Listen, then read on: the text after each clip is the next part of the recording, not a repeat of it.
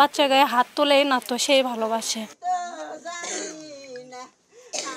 একদিকে ফুটফুটে নাতনিকে হারানো, অন্যদিকে নিজের ছেলেকে গ্রেফতার করেছে পুলিশ। সামান্য অসাবধানতায় এক মুহূর্তে বদলে গেল বগুড়ার কাহালু উপজেলার সাঘাটিয়ার রহিমা বেগমের পরিবারের জীবন।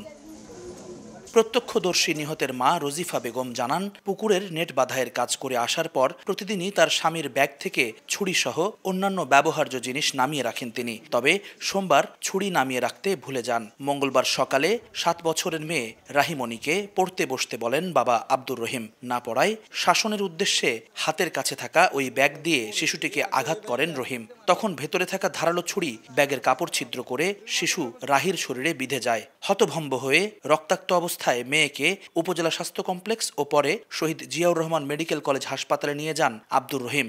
সেখানে কর্তব্যরত চিকিৎসক তাকে মৃত ঘোষণা করেন। মৃত্যুর খবরে শোক নেমে আসে এলাকায়।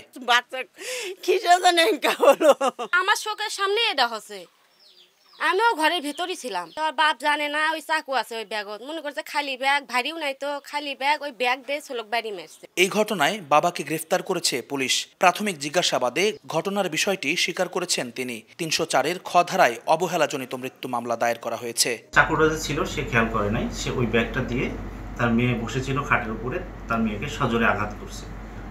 আঘাত করার দরুন তখন ভিতরে যে চাকুটা ছিল চাকুটা মেয়ের শরীরে বিদ্ধ হয়। প্রথম শ্রেণীর মাদ্রাসা শিক্ষার্থী রাহিকে বাবা আব্দুর রহিম মাঝে মধ্যে শাসন করলেও মারধর করতেন না বলে দাবি পরিবারের।